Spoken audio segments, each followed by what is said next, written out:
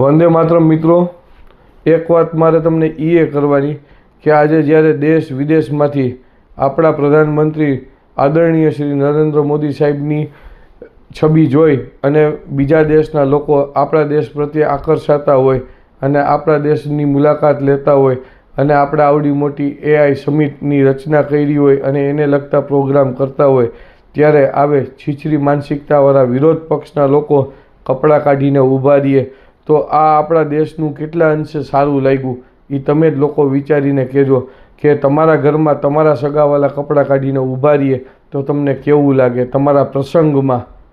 બરાબર, નરેન્દ્ર મોદી સાહેબ જે કાંઈ પણ કરે છે એ આપણા ભારત દેશ માટે કરે છે, પોતાના વ્યક્તિગત સ્વાર્થ માટે કે વ્યક્તિગત નથી કરતા.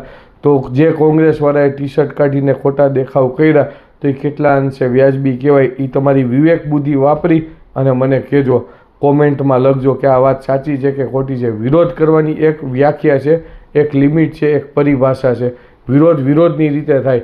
આવી રીતે આ તો ઠીક છે કે આજે બુસ્કોટ કાઢ્યા, ટી-શર્ટ કાઢ્યા, કાલે અમારે પેન્ટ કાઢીને ઊભા રહી જાય તો આપણે શું કરવાનું? એક વિરોધની એક લિમિટ છે, એક વ્યાખ્યા છે. એટલે મહેરબાની કરીને હંમેશા આપણે કોઈ કુટુંબનો પ્રસંગ હોય તો આપણે કુટુંબમાં ભલે ગમે એટલા મતભેદ હોય પણ આપણે પરિવાર એક સાથે ઊભા હોય.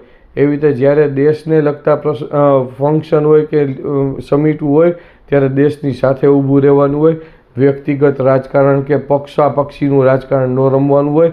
આ તમારી છીછરી માનસિકતા અને આ તમારું જે કાંઈ પણ નીચલી કક્ષાનું રાજકારણ છે એ સાબિત કરે છે કે તમારું DNA કેવું છે. એટલે મહેરબાની કરી અને દેશમાં દેશની રીતે રહ્યો અને દેશનું નામ ઊંચું ન કરી શકો તો કાંઈ નહીં, નરેન્દ્ર મોદી સાહેબ જેટલે પહોંચાડે છે એટલું તો રહેવા દ્યો. તોય આભાર છે. નમસ્તે.